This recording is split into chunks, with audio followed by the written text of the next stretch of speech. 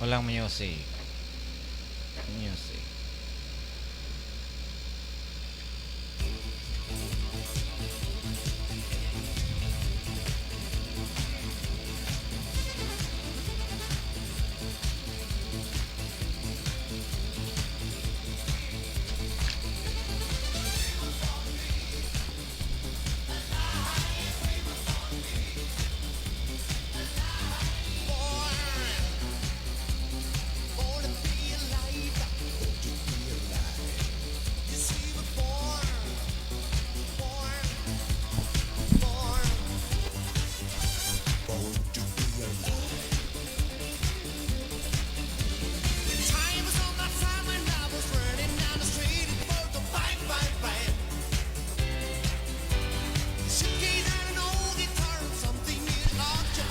Okay, so magandang gabi sa lahat ng nakikinig at sumusubaybay ng ating programang Manibela ng Masa on the Go.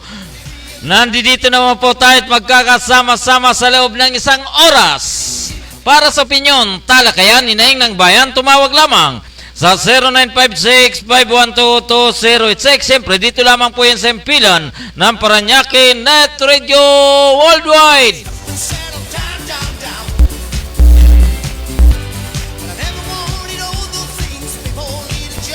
Luzon, Visayas at Mindanao. Ito po ang inyong lingkod. Nagsasabing sa umaga, sa tanghali, maging sa gabi, tayo'y magkakasama-sama dito po sa ating programang Manibela ng Masa on the Go. Ngayon po ay May 10, 2022. Day after the election.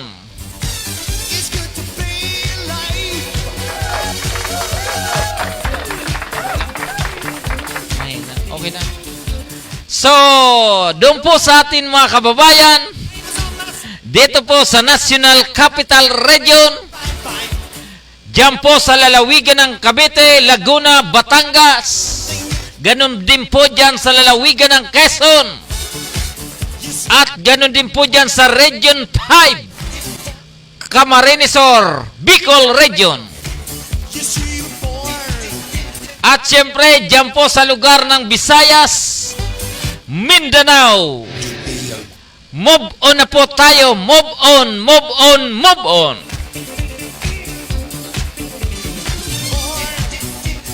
Kung sino po ang nanalo, suportahan na po natin.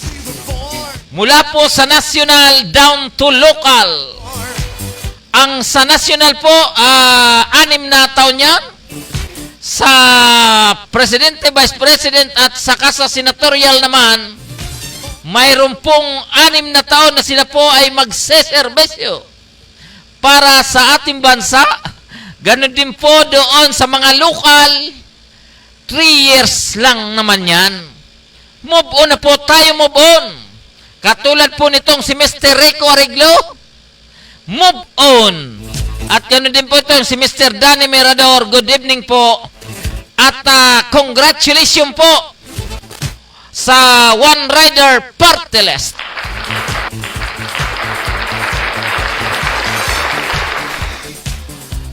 Ganoon din po sa ating mga kaibigan na lumahok sa halalan. Kung hindi po tayo nagwagi, hindi katapusan ng mundo. Kung gusto po natin mag-serbisyo, kahit hindi po tayo nananalo, pwede tayo magbigay ng serbisyo sa ating mga kababayan, sa ating komunidad, para po sa kakabuti ng ating bansa. Katulad po ng mga binitawang pananalita ng ating mga aspirante sa pagka-presidente, lalong-lalo na po itong si Puging Esco Moreno. Ang sabi niya, buong puso niyang susuportahan kung sino po ang nagwagi sa May 9, 2022 election. In short, ang the new elect na presidente ng ating bansa walang kaduda-duda, ay anak ng dating magaling na presidente ni si Ferdinand Marcos, na ito pong si Ferdinand Marcos Jr. BBM. At ganun din po dito sa usapin ng presidential ay Vice President.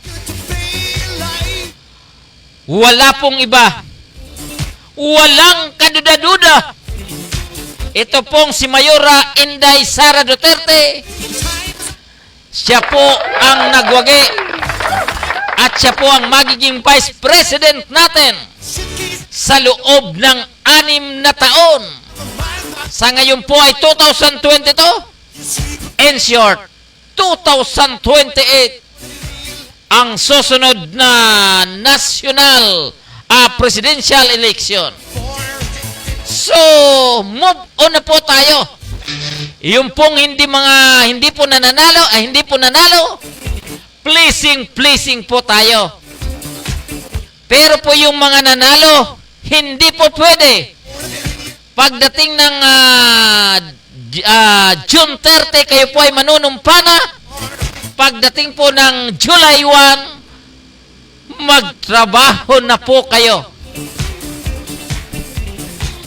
Iyon po ang sinasabi natin, na kapag kayo po ay isang kandidato, kapag hindi po nananalo,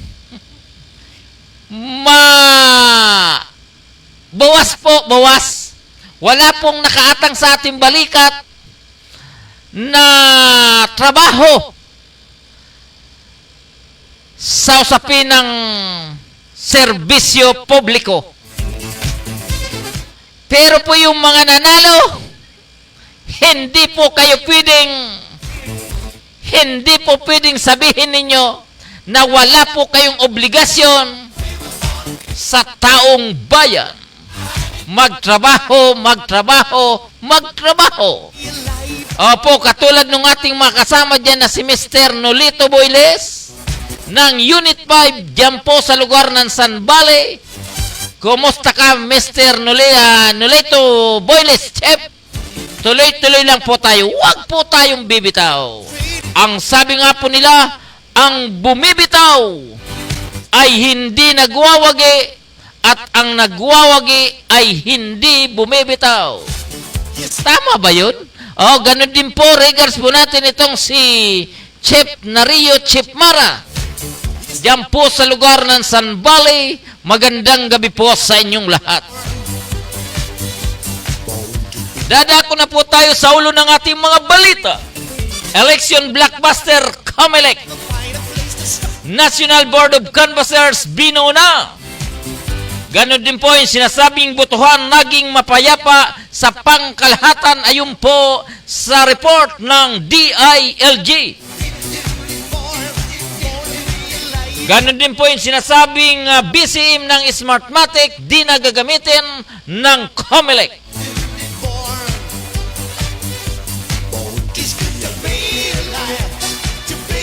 Ayan po ang sabi po nitong si Rosa Pramo. Good evening po. Congrats po sa lahat ng nanalo. Suportahan po natin ang nanalo. Huwag po muna natin awayin. Huwag po muna natin husgahan. At lalong-lalo na po na huwag naman natin silang pagbintangan. Na sila po ay di umano. Nothing at all. Wala pong natatalo na sabihin huwag po tayong ganyan. Almost 6 months po ng kampanya, yung pong almost 3 months. Yung pong nangampanya doon po sa national, samantalang yung pong sa local almost 45 days. Hirap, pagod, determinasyon ang kanilang pinuhunan para makuha po nila ang kanilang mga posisyon na sa kasalukuyan na iyon naman po ay kanilang ipinanalo. Kung doon po sa mga nanalo, na alam po nila na gumawa po sila na hindi maganda, ay nasa inyo na lang po yan. Nasa inyong konsensya po yan. Pero sa akin, hanggat maaga, wag na po natin muna silang husgahan, bagkus bigyan po natin silang pagkakataon na sila po ay magserbisyo para sa panawagan ng taong bayan. Diba? Opo, ganun lang po ang move on na po tayo. Suportahan po natin ang proklamado na. At yung hindi pa po napoproklama, hintayin po natin. Opo, so wag na po tayo magbigay ng alingas-gas. Wag na po tayo magbigay ng init ng ulo tungkol po doon sa mga nananalo. Tungkol po doon sa mga nanalo. Opo, napakahirap ang tumakbo sa eleksyon. Mahirap po yan.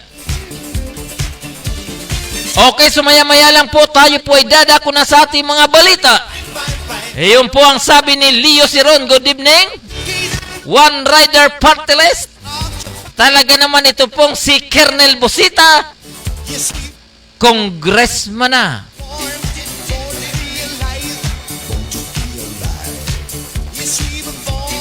Opo, so maya-maya lang po tayo po ay dadako na sa ating mga balita mula po sa Parañaque Net Radio Newsroom.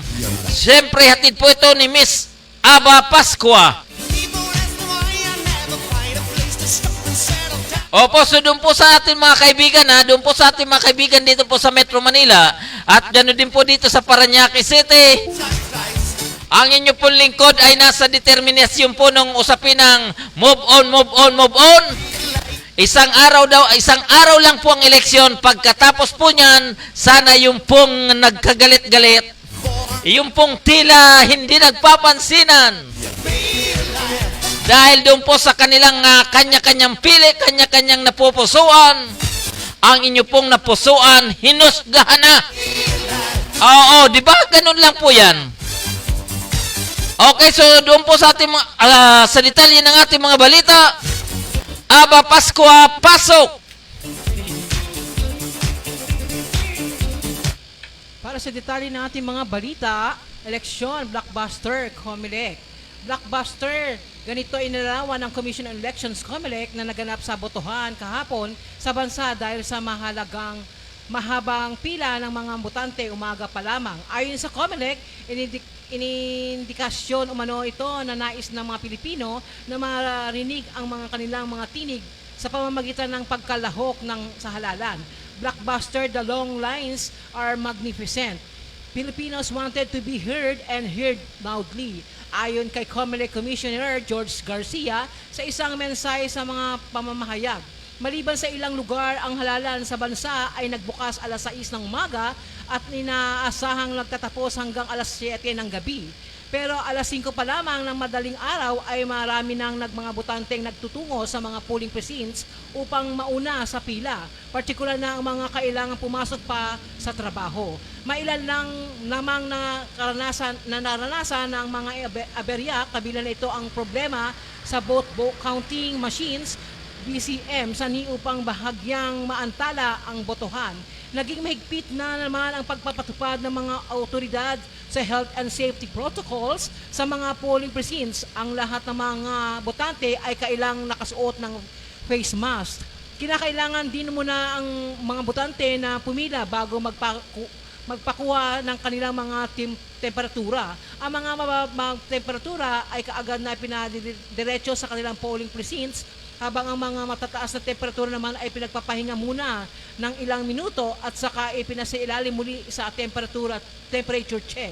Sakaling mataas na ng kanilang temperatura, ito ay papupuntahin ito sa isolation polling precincts, IPP, kung saan pinapaboboto ang mga taong nakakitaan ng sintomas ng COVID-19. Una nang sinabi ng COMELEC na dahil sa panganguluhuan ng halalan, ay naasahan nilang magiging mataas ang voter turnout ngayong taon.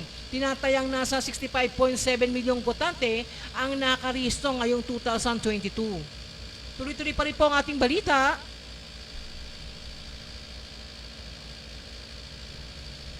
walang failure of election.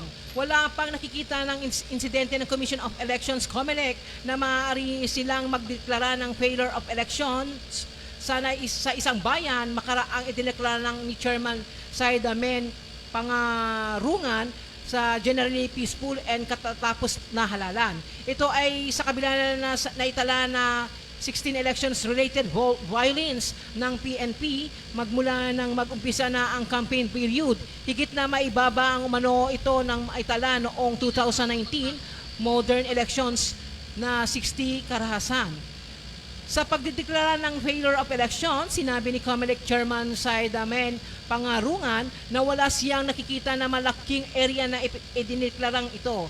Tangi ang nakikita lamang nila ay ang mga naging sitwasyon sa Malabang National High School sa Malabang, Lanao del Sur kung saan isang armadong grupo ang nagpaputok at isa ang namatay. Kung nagdeklara naman umano ang COMELEC ng failure of election ay para lamang doon sa particular na polling precincts at hindi na sa buong bayan ng Malabang. Pero bago ito na ay kailangan pang may mag-file ng kanilang Commission on Bond, talakayin ito at saka sila boboto kung magdedeklara ng failure of election sa particular na presinto. Nabatid na ito ay Malabang ng pinakamalaking bayan sa Lanao del Sur.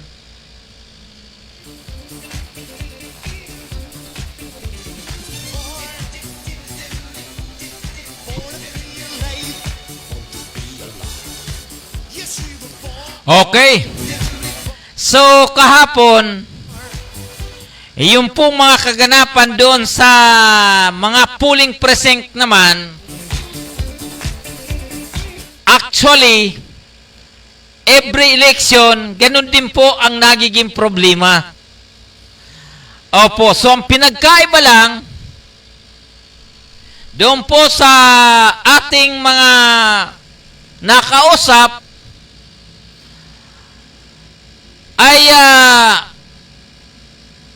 sa paghahanap ng kanilang mga pangalan doon po sa voters list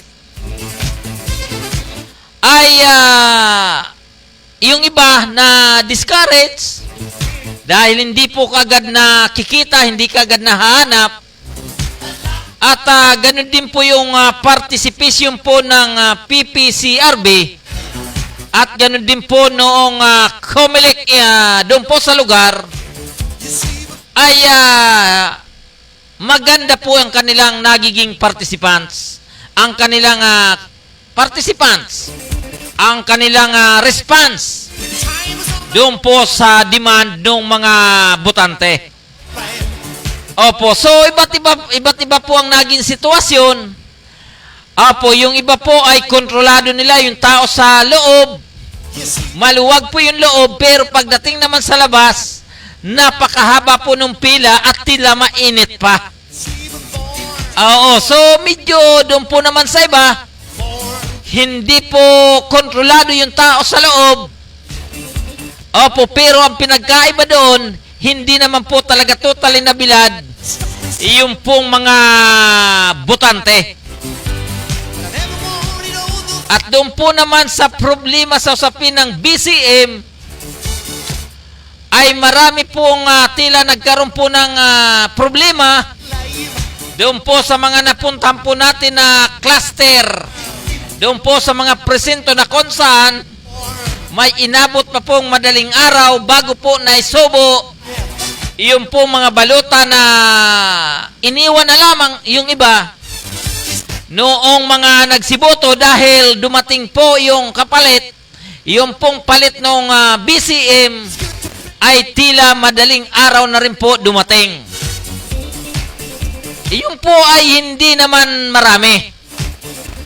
Minsan yung iba naman nasisira, ibrinawin din, pero naayos naman at naibabalik agad. So, pang ilang bisis na po natin itong eleksyon. Tila pang-apat na. So pang-apat or pang-lima, automated, ay dapat siguro yung pong Commission on Election ay pag-aralan kung ano po pa talaga ang nagiging problema, lalong-lalo na po doon sa mga presinto. Sinasabi nga po, bago pa naman nagsimula ang botohan, sinasabi yung pong pagkawala ng mga nalista sa listahan at ganun din po yung yung pong hindi pa po nadidelete o hindi po natatanggal, yung pong mga matagal nang namayapa na tila nandoon pa po sa listahan ng kanilang mga presinto. So, yan naman po ay matagal na pong problema yan, kaya lang nauungkat lang po tuwing darating po ang halalan. In short, kapag wala pong eleksyon, ay tila yung pong mga taga-COMELEC naman, pleasing din po ang ginagawa nila at hindi po talaga napag-aaralan kung ano po talaga ang dapat gawin sa mga susunod na eleksyon. Iyon po ang obserbasyon po ng inyong lingkod nang ako po ay umikot at nagkaroon po kami ng coverage sa iba't ibang presento dito po sa lungsod ng Parañaque. Okay, sumuli pong babalik ito pong si Aba Pascua. Aba Pascua, pasok!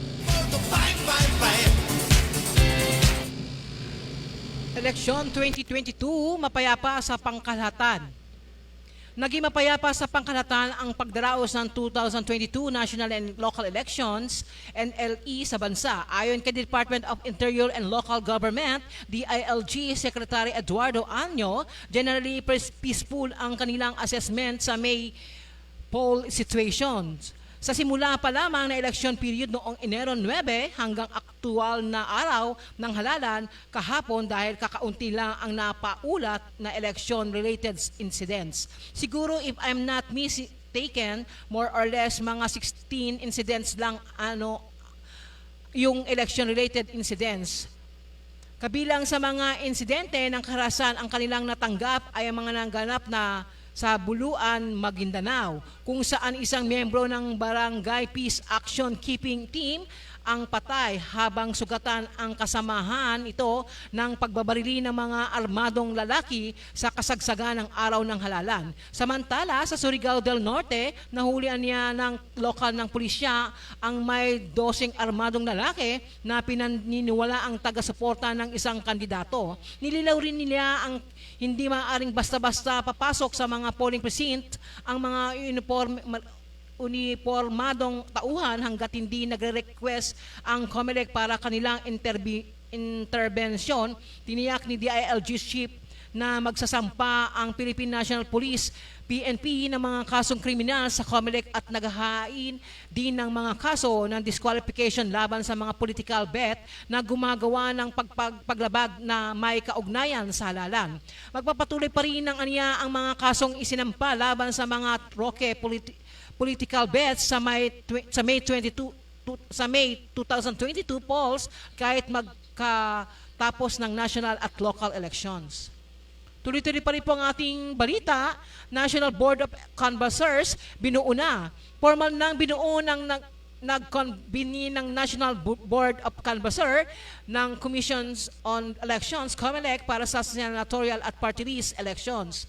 Personal na pinangunahan ito ni COMELEC Chairman Saideman Pangarungan kasama ng mga kinatawan ng mga kandidato at partidong politikal at saksi na pagbubukas sa mga plastic na kahon na naglalaman ng consolidation and canvassing, CCS laptops. Binubuo ng NBOC na mga commissioner ng COMELEC na nangunguna sa konsolidasyon. Ang NBOC ang nag-canvass ng mga boto na nagpoproklama ng mga nagwawaging senador at party list groups. Pinayagan naman ng mga partido ng inspeksyon ang mga CCS laptops. Araw-araw nagpupulong ang NBOC hanggang sa makumpleto ang canvassing. Maaaring mag-anjum ito ng paghihintay sa pagdating ng ibang COC. Bukas naman umano ang mga canvassing sa publiko base sa mga COMELEC Resolutions 10786.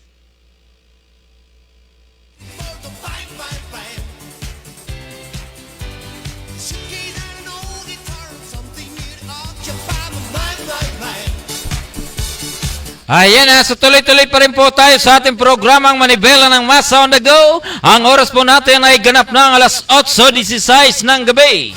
Dito lamang po yan sa Impila ng Paranaque Net Radio Worldwide. Ang sabi po nitong si Mr. Oliver Moreno, magandang gabi po sa programang Manibela ng Masa on the Go and of course sa Paranaque Net Radio.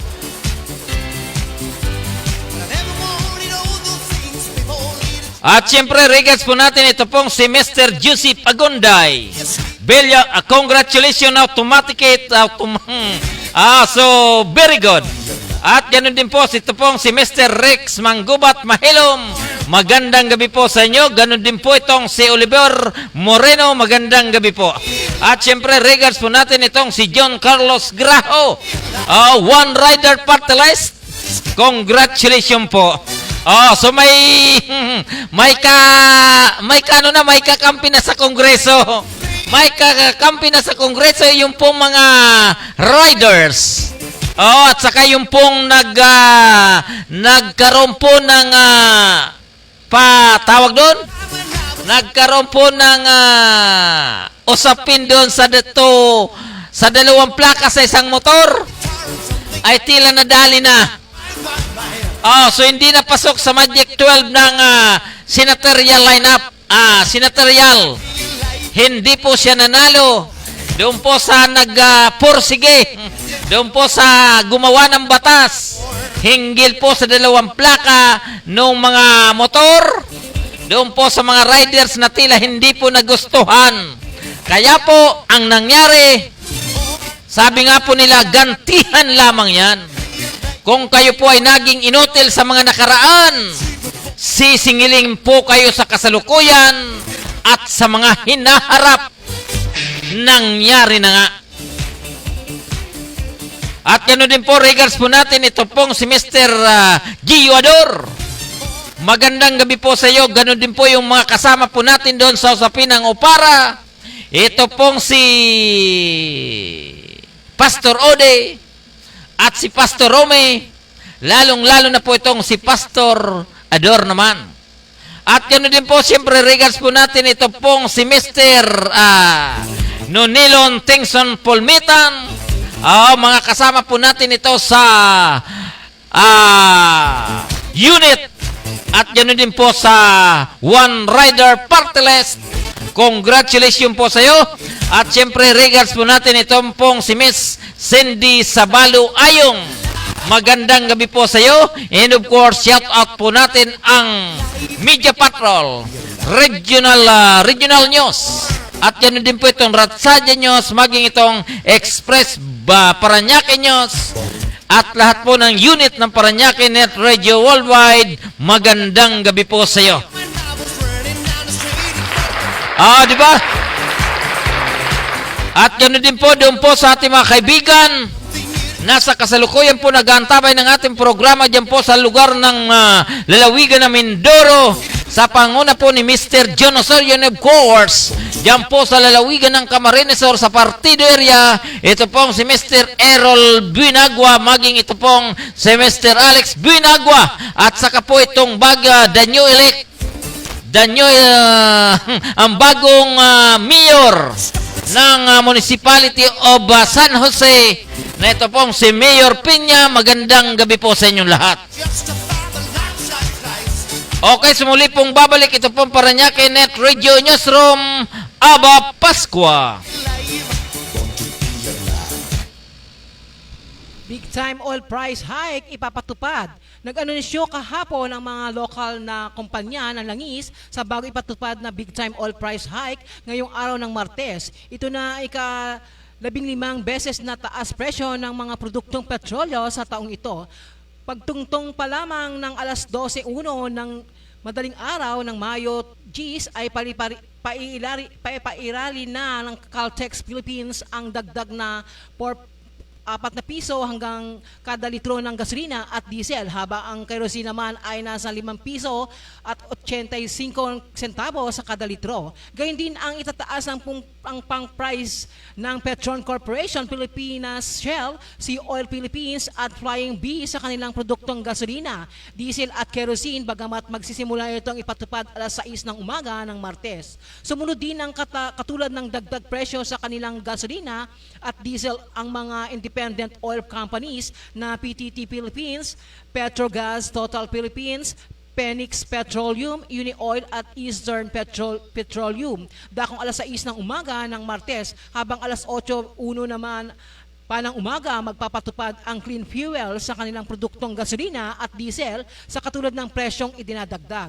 Tuloy-tuloy pa rin po ang ating balita. Sunog sumiklab sa polling precinct sa Maynila. Naapektuhan ang botohan sa isang polling precinct sa Aurora Elementary School sa San Andres, Maynila nang sandaling sumiklab ang isang apoy dulot ng electrical wiring. Sa inisyal na ulat ng Manila Fire Department, dakong alas 8:52 ng umaga nang mag-umpisa ang apoy at nagawa rin namang agad na maapula ng mga bombero dakang alas 9:04 ng umaga. Naantala ang pagboto ng presinto ng magtakbuhan ang mga taong nakapila. Kinakailangan din ng ilabas sa gusali ang mga vote counting machines, BCMS, para mailigtas sa sunog.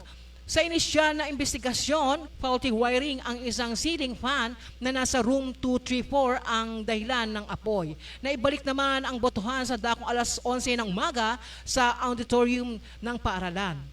Mula rito sa Parañaque Net Radio Newsroom, Aba Pascual nag-uulat para sa programa ng Manibela ng Masa on the Go.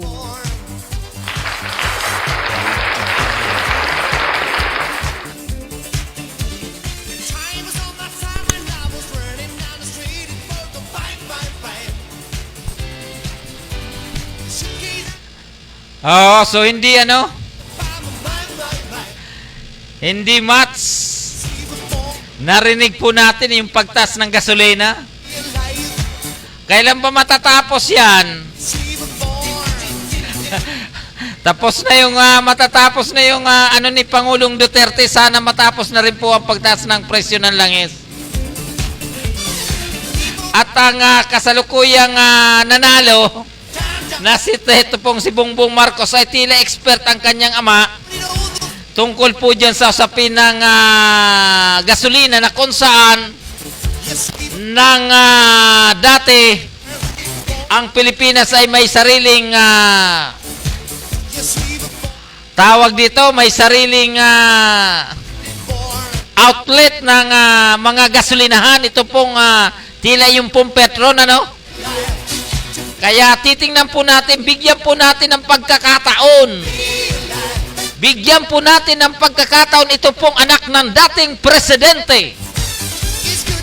Hindi lang po basta-basta presidente, kundi talagang presidente na kilala sa buong mundo sa kasaysayan na tila hanggang ngayon ay wala pa pong katapusan. In short, the negative side of the coins was already deleted. Tama ba yun? While the another side of the coins, alamin po natin ang susunod na kabanata sa pamagitan po ni Pangulong Ferdinand Marcos Jr. o BBM. Ang panawagan po ni Pangulong Marcos, tawagin na po natin Pangulo, wala na tayong magagawa dyan. Yung iba naman sabihin mo, hindi pa nga na-proklama. Ay wag niya na po nating hintayin, presidente na yan. Di ba? Sabi nga po ni BBM sa kanilang slogan, Uniteam. Di ba napakaganda? Napakaganda po ang slogan ni Pangulong ni BBM at sa kanimanay Inday Sara. Wala po tayong ano dyan. Kapag sinabing magkasama na po yan. Pag sinabing unity, pag Pagkakaisa na po yan. Kapag sinabing pagkakaisa, siyempre hindi naman po basta salita yan, ginagawa. Di ba? Mula po sa barangay, municipal, provincial, sa national, tulong-tulong na po tayo para sa usapin ng UNITEM para muli pong gumanda ang buhay ng bawat Pilipino. Sabi nga po ni BBM, pagkakaisa. Hanggang sa napos ang kanyang speech, ang kanyang salita, hanggang sa pagkakaisa. Di ba? Kaya yung pong mga nakapalibot dyan, nakapaligid sa'yo, gawin po natin pagkakaisa sa kabutihan. Pagkakaisa para maiangat ang pamumuhay ng bawat Pilipino. Pagkakaisa dapat magkaroon ng mga trabaho ang kasalukuyan na walang trabaho. Pagkakaisa at pagtutulungan doon po sa mga magsasaka sa usapin po ng agrikultura. Sana po yung pagkakaisa doon po sa usapin ng tawag nito yung pag-aangkat ng mga agricultural products. Sana pagkaisa na po yan na hindi na dapat ganun. Magkaroon na po ng pagbabago. Dapat ang ating magsasaka ay talagang maging feel nila ang bagong presidente na si BBM naman.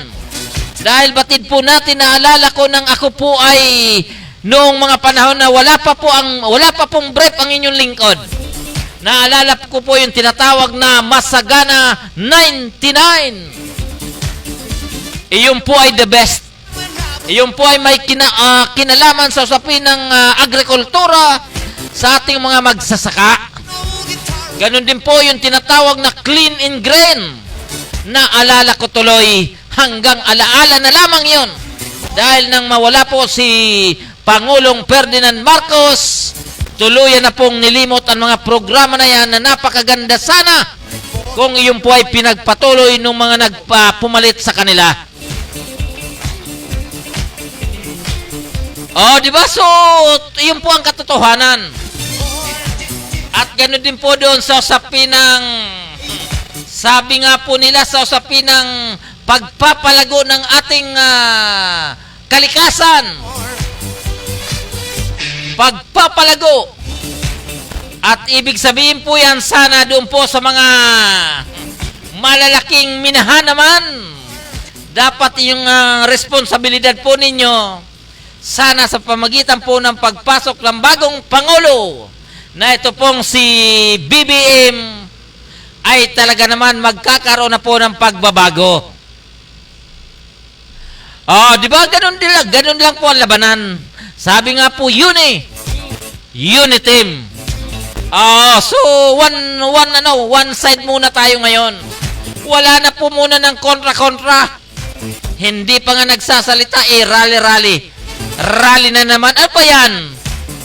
Hindi pa po ba kayo napagod? Kakarally nyo, katatapos lang po ng mga grand rally. Pagkatapos ngayon, may rally na naman. Ano ba yan? Move on na po tayo. Di ba? So, ganun po yung mangyari niyan. Kung kayo po ay magprotesta, karapatan po ninyo yan. Pero po yung ayun pong abala, yung pong outcome niyan, in short, hindi po kayo makakatulong sa sa bagong pagpasok ng bagong administrasyon. Opo, di ba? So, ganun po yan. Opo, so congratulations po pala yung mga nanalo dito po sa lungsod ng Parañaque. Opo, so yung po mga nanalo, congratulations po sa inyo.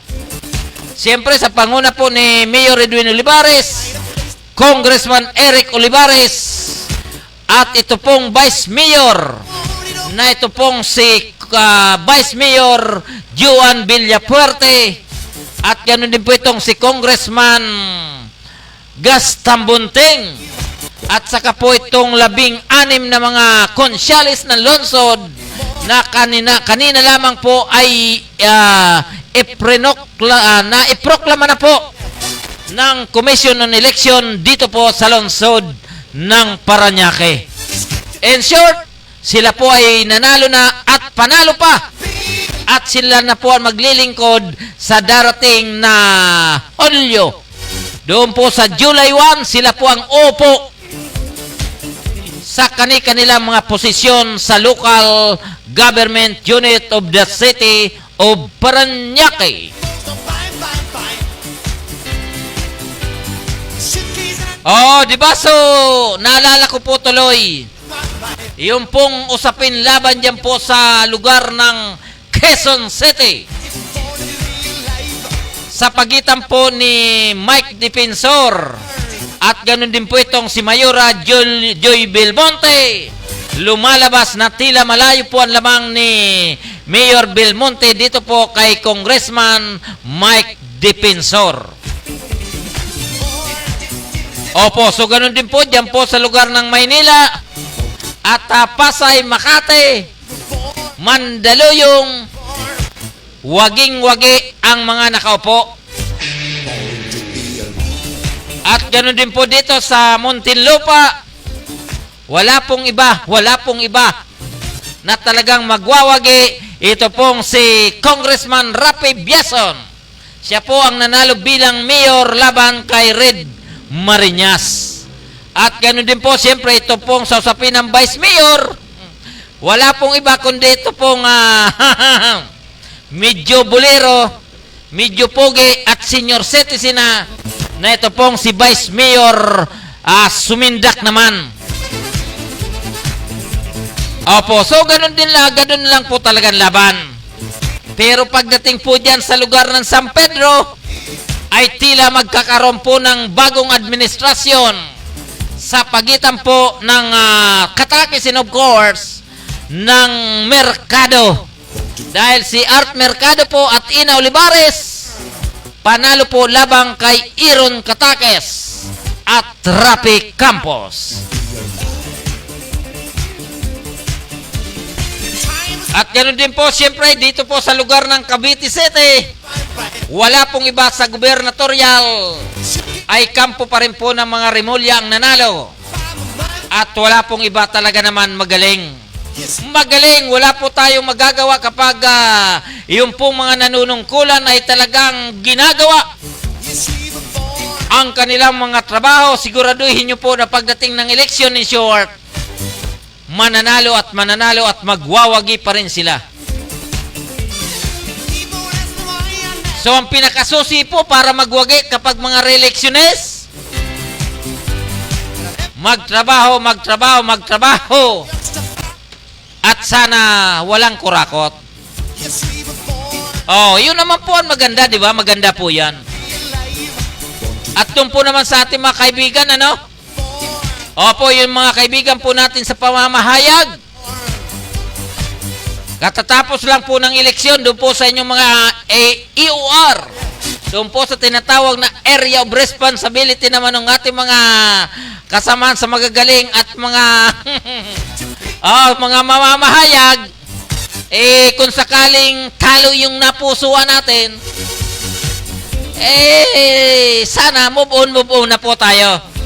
Katulad po na ninyong lingkod, kahapon kagabi, pagdating ng 12 midnight, pagdating po ng May 10, 12:01, limot na po ang eleksyon. Limot na po yung mga sinuportahan. Panalo man yan ay talo. Sabi ko, move on na po tayo. Wala na pong uratan, wala nang asaran. Kasi yung iba po nanalo na nga po sila ng orat pa. Nanalo na nga po paporma-porma pa. Kapag nanalo ang ating kandidato, dapat you must be humble always. Huwag na po tayo mang-asar. Huwag na po tayo mang-urat. Huwag na po tayong magpakita ng gilas. Panalo na nga po yung ating sinamahan. Pagkatapos, pag magkwento kayo, sobra-sobra pa. Pero, in fairness, bahagi po yan takbo ng eleksyon. Pero, kapag ikaw po ay tumulong, identified naman po kayo nung mga nanalo. Hindi po yung wala naman po kayo na itulong nung nanalo eh. Kayo pang mas marami ang kwento. Kayo pang mas maraming selfie. Ano yan, pang-urat? Ay, wag na nga natin pag-usapan yan. Tapos na pala yun, tapos na. Sumubo na po tayo. Okay, subugo. Bago po tayo magpatuloy, Mr. Chairman, mayroon ba tayong patalastas? Yung pong sa Barangay San Dionisio, Mr. Chairman. Barangay San Dionisio po tayo, ang ating patalastas. Ang oras po natin ay ganap ng alas 8:36 ng gabi.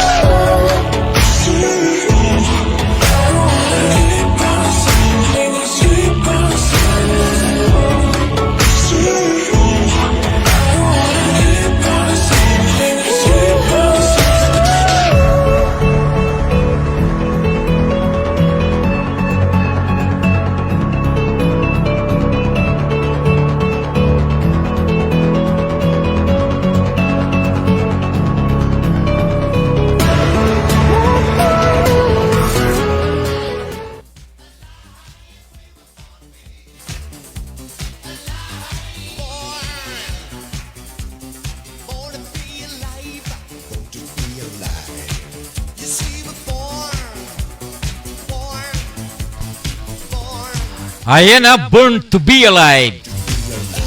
So, bago po tayo magpatuloy sa ating huntahan ngayon sa Manibela ng Mas on the Go. Opo, regards po natin yung mga the best. Ito pong si Miss Nene Pregon, Jasper Siren Sayo. Itong si Janet Pascua Latam. At yan din po itong si Chef Edgar de la Torre. So ito pong si Chef Edgar de la Torre. So magandang gabi po sa iyo, Chef. So marami pong salamat at dyan po sa lugar ng Moonwalk. Kumusta na po kaya si Kap Obet Alano? At ganoon din po itong si Miss Rosie Pramo. Magandang gabi po sa iyo. And thanks to your comment. And of course naman ito pong si Manay Melinda Cia Lopez. Tama, kabayan, the best. Kabayan, maray na banggi po sa iyo, Manay. Maray na banggi po, Manay. At ganoon din po itong magandang gabi sa po lahat na nakasubaybay sa Rhea Parañaque Net Radio at Manibela ng Mas on the Go from Jasper Siren Sayo. So, di ba ganoon din po yan? Move on na po tayo. At doon po sa ating mga kaibigan, huwag po nating kakalimutan na tapos na po ang eleksyon, ano? Tapos na po ang eleksyon. Kung ano man po ang kasalukuyan sitwasyon po natin sa ating mga kapitbahay, doon po sa ating mga kaibigan na hindi nagkaroon ng batian sa loob ng ilang araw, ilang buwan, ay ibalik na po natin ang dati nating dimension. Ibig sabihin, balik na po tayo sa dati at hintayin na po natin ang magagandang serbisyong ibibigay ng mga nanalo sa ating mga lugar.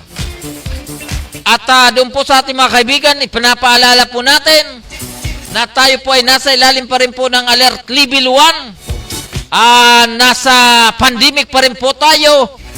At batay na po sa record naman sa ulat ng Department of Health, may mga bago pa pong kaso ng COVID-19 na tuloy-tuloy pa rin pong nananalasa sa ating mga kababayan na tila nagkakaroon pa rin po ng hawaan. Opo, kaya so doon po sa ating mga kaibigan na tila binaliwala na po yung sa usapin ng health protocol.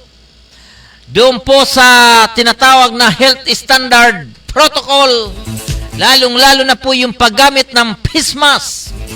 Wag po nating kakalimutan yan dahil hindi pa po tayo proklamado sa usapin ng COVID-19. We are not prey as of now. Opo, ang sabi nga po ni Manay, may mga linta, sobrang ipal sa mga tumatakbo, mahihiya, mga trapo, mga sepse. Iyon ang sinasabi ko, Manay, ano? Noong nasa laban, hindi kakampi. Noong manalo na, kakampi na. Move on tayo. So, mahirap ka naman. Ano mahirap? At saka yung yung mga nakarami dyan, mga nakarami, magpainom naman kayo. Magpapansit naman kayo. Tila may mga hindi nagpaparamdam dyan. Yung pong mga kumuha ng hindi kanila, ay nako. Panapanahon yan. Sabi nga po nila, ang paniningil ng tadhana hindi mo maiiwasan. At saka yung kutya ng iyong kapitbahay, doon po sa mga nakakalam, hindi nyo rin maiiwasan yan. So doon po sa nakarami, wag mo muna kayo magpapansit. Wag muna kayo magpainom, baka mahalata kayo. Ano ba yan? Pinag-uusapan natin, move on na nga tayo. At ganun din po itong si Miss Marvic Binida, watching from Barangay Santo Niño. And of course, regards natin ito pong mga taga Santo Niño Elementary School. Nasa na po kaya si Nars?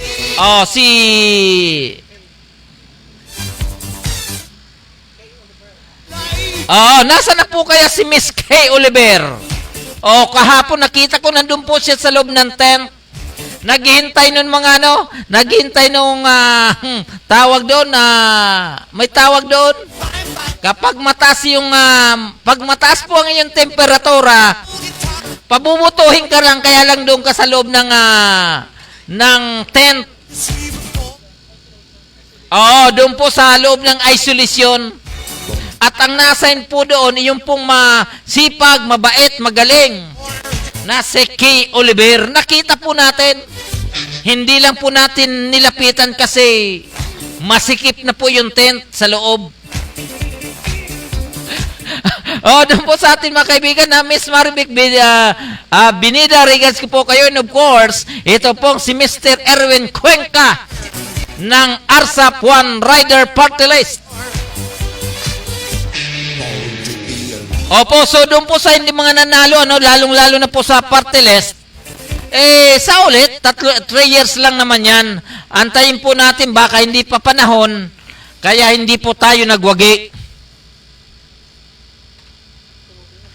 Ang tanong po nito kung sino po ang nanalong konsyal ni Miss Marivic, isa-isahin po natin. Number 1, Paulo Olivares. Number 2, Alin Nabatan. Number 3, Pablo Gabriel Jr. Number 4, Toki Baez. Number 5, Marvin Santos. Number 6,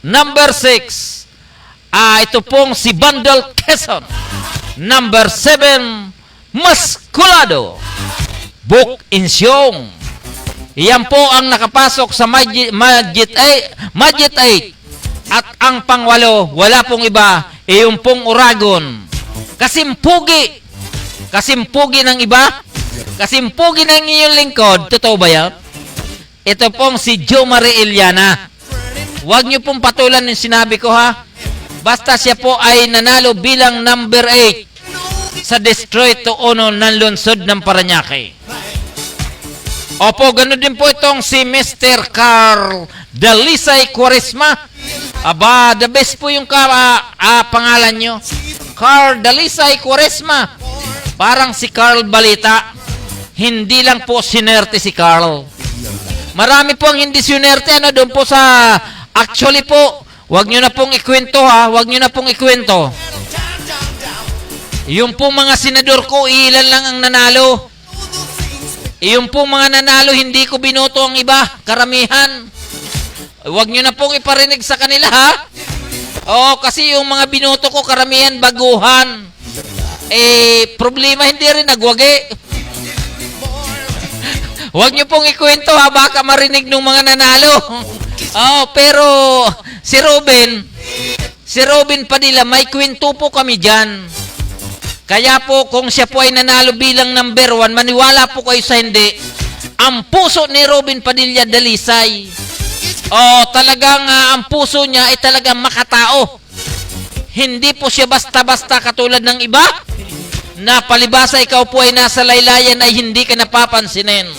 Ito pong si Robin Padilla talagang the best po yan. Siya po ay nagkita po kami doon po sa Folk Art Theater. Kasama po ang kanyang may bahay na si Mariel Padilla. Isipin nyo po yan, hindi naman po kami magkakilala niyan Yung selfie po namin, wagas. So may selfie po kami ni Robin kasama si Mariel Rodriguez. Nasa kasalukuyan ay Padilla na rin. Doon po mismo yan, ha. Diyan po sa PICC.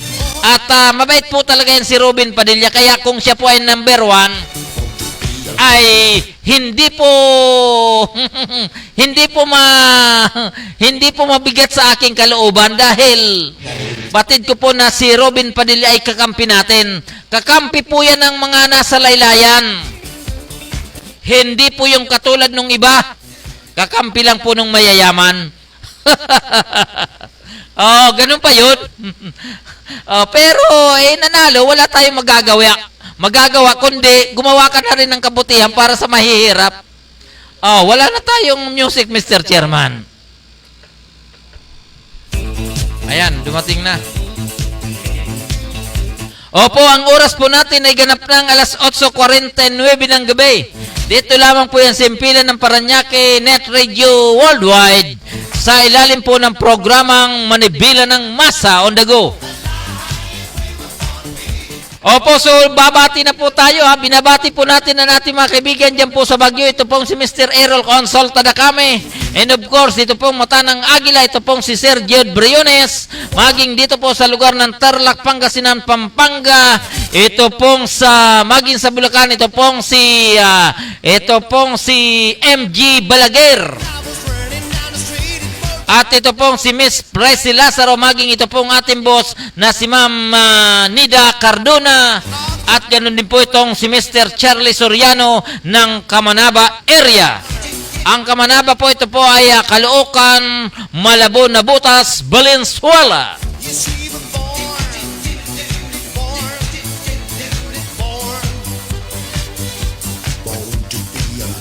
Opo, doon po sa ating mga kaibigan, tuloy-tuloy lang po tayong magantabay dito sa ating programang Manibela ng Masaw na Go. And of course, hanggat maaari po ay paki-like and share naman ang ating programa para naman kahit papaano madagdagan ng ating viewers.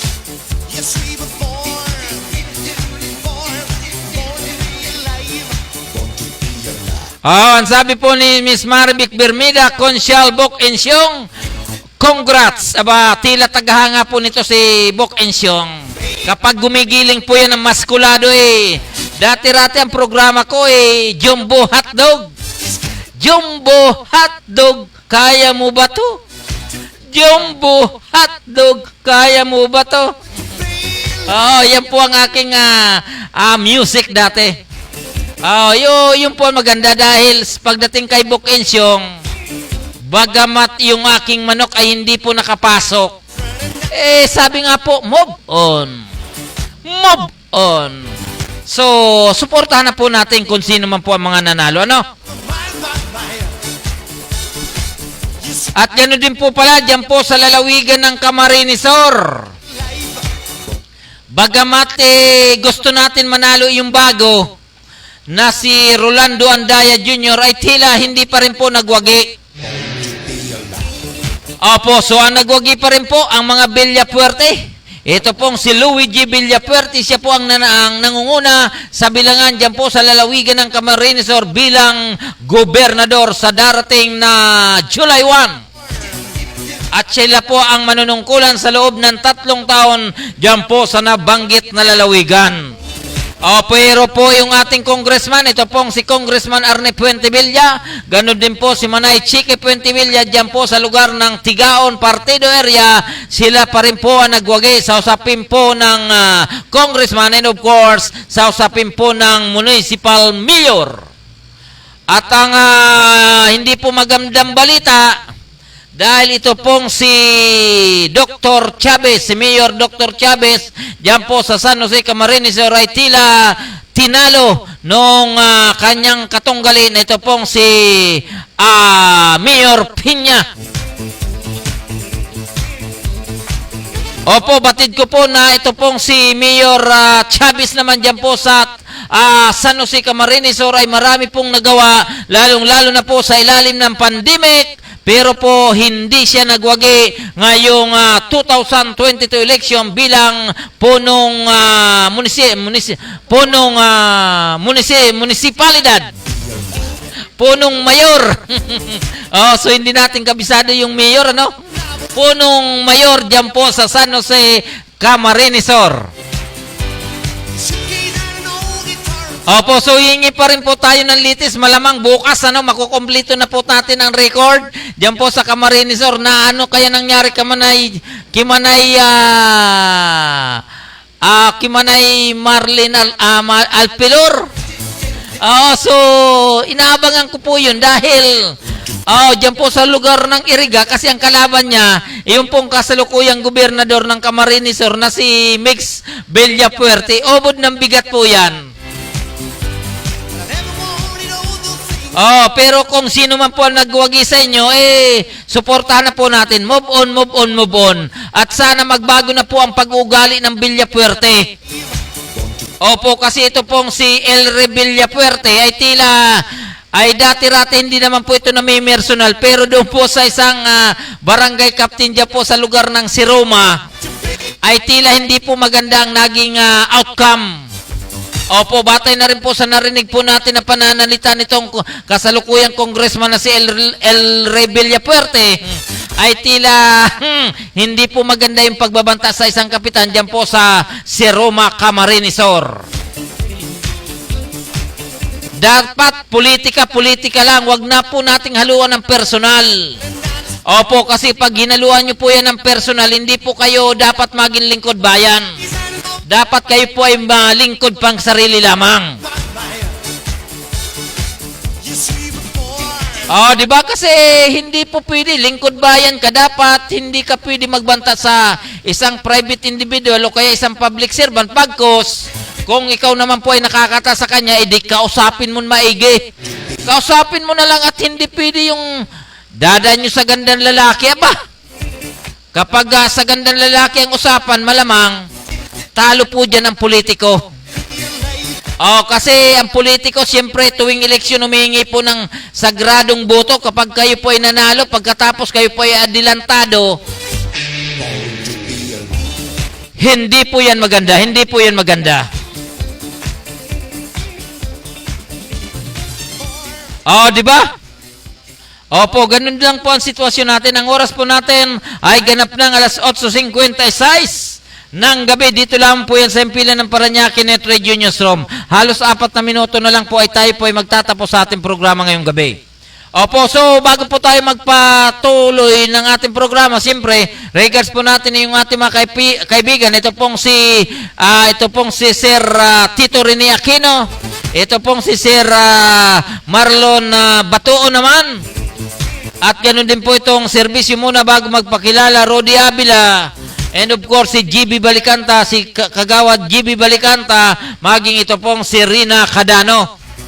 At ganun din po si Bay Ilorde, ganun din po si Kagawad Drake Sanova, yung pong mga kaibigan po natin sa Distrito 2. Magandang gabi po sa inyo. Siyempre tayo po ay buong puso nagpapasalamat dito po sa City Government of Parañaque sa panguna po ni Mayor Edwin Olivares and Vice Mayor Enrico Goles, maging ito pong si Congressman Eric Olivares at kasama na po ang mga konsyalis ng nabanggit na lungsod. Ganon din po ito pong mga department heads ng nabanggit na local government unit sa panguna po ni Administrator Attorney Fernando Ding Soriano, and of course ito pong Public Information Office Mr. Mar Jimenez, maging ito pong sa Treasurer's Office, ito pong si Professor Anthony Pulmano, at ganoon din po ito pong Executive Director ng Parañaque Anti-Drug Abuse Council Office sa panguna po ni Mr. Andres Altarejos. At ganoon din po, siyempre, nagpapasalamat po tayo doon po sa tumulong po sa usapin ng eleksyon, lalong-lalo na po yung mga teachers, yung po mga board of canvasser, maging ito po mga volunteers mula po sa PPCRB, maging ito po ang ating mga barangay captain, barangay tanod, na tuloy-tuloy po silang nagtumulong sa usapin naman po ng para po mairaos na maganda po ang maging outcome ng ating barangay, ganun din ng barangay ng ating eleksyon. Ganun din po itong miyembro ng ating mga kapulisan dito po sa lungsod ng Parañaque, kasama na po yung mga maritime group na sila po ay tumulong sa usapin po ng katahimikan sa bawat presinto ng ating lungsod. Ganun din po, siyempre regards din po natin yung mga tumulong mula po sa Bureau of Fire. At yan din po yung ating mga Unified Force Multipliers na tuloy-tuloy po silang tumulong para po sa kanilang pagbabantay sa bawat area of responsibility man naman ng bawat grupo. Siyempre sa panguna pa rin po yan ni Police Colonel Maximo Priel Sebastian Jr. Siya po ang Chief of Police of the City of Parañaque.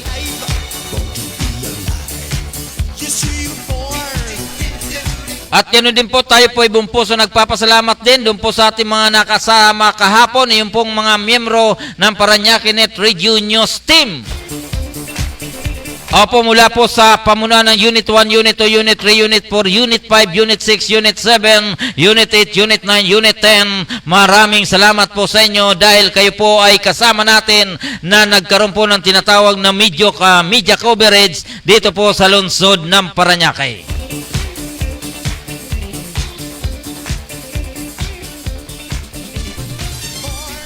So sino pa po ba hindi po natin natawag, ano?